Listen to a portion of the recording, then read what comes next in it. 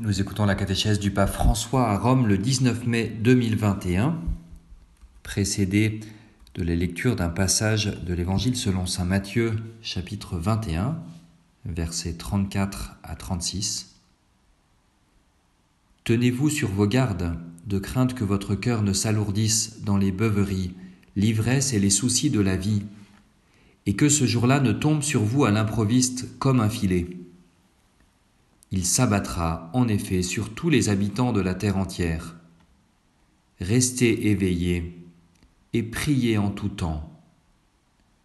Ainsi, vous aurez la force d'échapper à tout ce qui doit arriver et de vous tenir debout devant le Fils de l'homme. La parole du pape maintenant.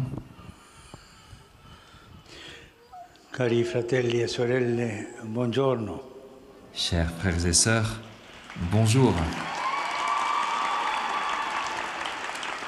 Seguendo la falsariga del catechismo, En suivant la droite ligne du catéchisme, dans cette catéchèse, nous nous référons à l'expérience vécue de la prière en essayant d'en montrer quelques difficultés très communes qui doivent être identifiées et dépassées.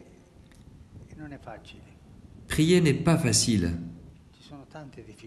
Il y a beaucoup de difficultés qui peuvent venir dans la prière et il nous faut les connaître, les identifier et les dépasser. Le premier problème qui se présente à celui qui prie est la distraction. Tu commences à prier et puis l'esprit tourne dans le monde entier. Ton cœur est là, ton esprit est là. La distraction dans la prière. La prière cohabite souvent avec la distraction. En effet, l'esprit humain a du mal à s'arrêter longtemps sur une seule pensée. Nous faisons tous l'expérience de ce va-et-vient constant d'images et d'illusions en mouvement permanent et qui nous accompagne même pendant notre sommeil. Et nous savons bien qu'il n'est pas bon de suivre immédiatement toutes ces inclinaisons opposées. Le combat pour conquérir et maintenir la concentration ne concerne pas uniquement la prière. Si l'on n'atteint pas un degré suffisant de concentration, on ne peut pas étudier avec profit et on ne peut même pas bien travailler. Les athlètes savent bien que les courses, on ne les gagne pas uniquement avec l'entraînement physique, mais aussi avec la discipline mentale. Surtout avec la capacité d'être concentré et de maintenir cette attention. Les distractions ne sont pas coupables, mais elles doivent être combattues. Dans le patrimoine de notre foi, il y a une vertu qui est souvent oubliée, mais qui est très présente dans l'Évangile et que l'on appelle la vigilance. Jésus le dit très souvent, veillez, priez. Et le catéchisme la cite explicitement dans son instruction sur la prière. Souvent, Jésus rappelle aux disciples le devoir d'une vie sobre, guidée par la pensée que tôt ou tard, il reviendra, comme un époux des noces ou le maître d'un voyage. Ne connaissant donc pas le jour et l'heure de son retour, toutes les minutes de notre vie sont précieuses et ne doivent pas être perdues en distraction. En un instant que nous ne connaissons pas, résonnera la voix de notre Seigneur. Et ce jour-là, heureux les serviteurs qu'il trouvera à l'œuvre, concentrés encore sur ce qui compte vraiment.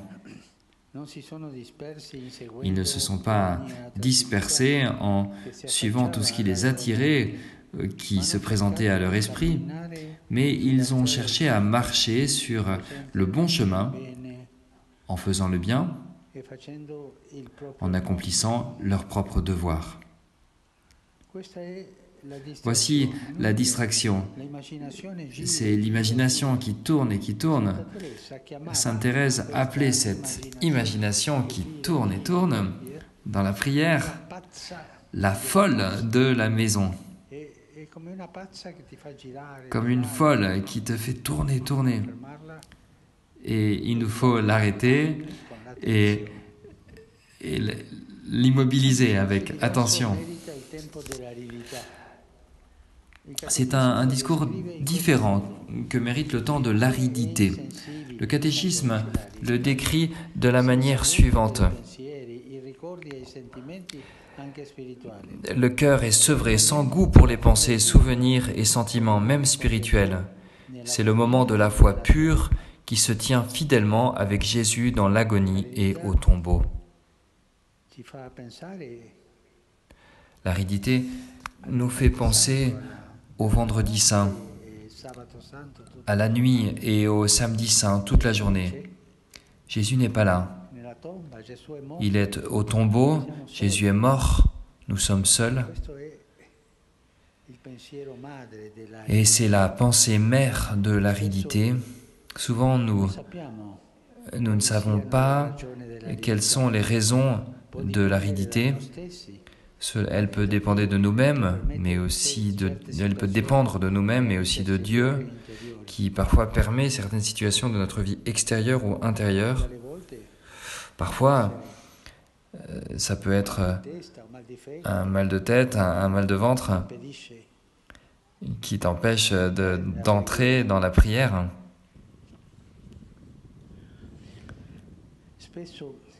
Souvent, nous ne connaissons pas bien la raison.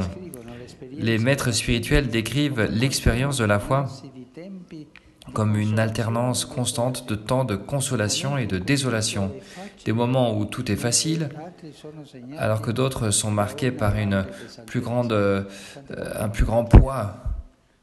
Et si souvent nous rencontrons un ami et nous lui demandons « Comment tu vas ? Aujourd'hui ça ne va pas ?»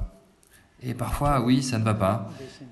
Nous n'avons pas de bons sentiments, nous n'avons pas de consolation, nous n'y arrivons pas dans la vie. Ces jours gris, et il y en a beaucoup dans la vie. Mais le danger, c'est d'avoir le cœur gris. Quand ce mal-être atteint le cœur et le rend malade, et il y a des gens qui vivent avec le cœur gris. Et c'est terrible. On n'arrive pas à prier, on ne sent aucune consolation avec ce cœur gris. Et d'ailleurs, on ne peut même pas aller de l'avant avec une aridité spirituelle quand on a le cœur gris. Le cœur doit au contraire être ouvert et lumineux pour qu'entre la lumière du Seigneur. Et si cette lumière ne vient pas, il nous faut l'attendre avec espérance, mais ne pas l'enfermer dans le gris. Ensuite, il y a une chose différente encore, c'est l'assédie.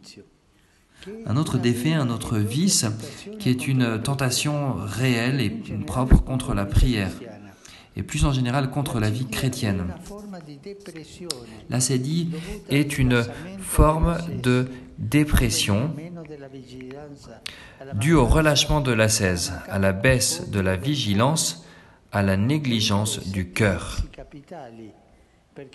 C'est un des 7 vices capitaux, car alimentée par la présomption, elle peut conduire à la mort de l'âme. Alors, comment faire dans cette succession d'enthousiasme et de non-enthousiasme ? Il nous faut apprendre à marcher toujours. Le vrai progrès de la vie spirituelle ne consiste pas à multiplier les extases, mais à être capable de persévérer dans les temps difficiles. Avancer, avancer, avancer. Et si tu es fatigué, arrête-toi un peu et recommence à marcher, mais avec persévérance. Rappelons-nous la parabole de Saint François sur la joie parfaite. Ce n'est pas dans les grandes chances qui pleuvent du ciel que l'on mesure la bonté d'un frère, mais dans sa marche avec constance, même quand on n'est pas reconnu, même quand on est maltraité, même quand tout a perdu le goût des débuts. Tous les saints sont passés par cette vallée obscure. Et ne nous scandalisons pas si en lisant leur journal, nous entendons le compte-rendu de soirées de prières vides, vécues sans goût. Il nous faut apprendre à dire, même si toi, mon Dieu, sembles tout faire pour que j'arrête de croire en toi, eh bien, moi, au contraire, je vais continuer à te prier. Les croyants n'éteignent jamais la prière. Elle peut parfois ressembler à celle de Job, qui n'accepte pas que Dieu le traite injustement, qui proteste, qui l'appelle en jugement. Mais si souvent même protester devant Dieu est une manière de prier, ou bien comme disait cette dame âgée, même se mettre en colère contre Dieu est une manière de prier. Parce que souvent, l'enfant peut se mettre en colère contre son papa. C'est une manière d'être en rapport avec son père. Puisqu'il le reconnaît père, justement, il est capable de se mettre en colère. Et nous aussi, qui sommes beaucoup moins saints et patients que Job, nous savons qu'à la fin de ce temps de désolation, dans lequel nous avons élevé au ciel des cris et beaucoup de pourquoi, à la fin, Dieu nous répondra. N'oublions pas la prière du pourquoi. C'est la prière que font les enfants quand ils commencent à ne pas comprendre les choses. Et les psychologues appellent cet âge l'âge du pourquoi. Parce que l'enfant demande à son papa, « Papa, pourquoi ? Papa, pourquoi ? Pourquoi ?» Mais attention, l'enfant n'écoute pas la réponse du papa. Le papa commence à répondre et l'enfant sort un autre pourquoi. Il veut juste attirer sur lui le regard de son papa. Et quand nous mettons un peu en colère contre Dieu et que nous commençons à demander pourquoi, alors nous attirons le cœur de notre Père vers notre misère, vers notre difficulté, vers notre vie. Mais oui, ayez le courage de dire à Dieu, mais pourquoi ?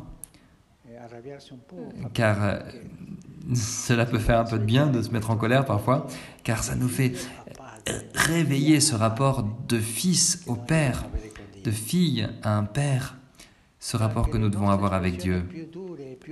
Et même nos expressions les plus dures et les plus amères, il les accueillera, il les recueillera avec un amour de père et il les considérera comme un acte de foi, comme une prière. Merci.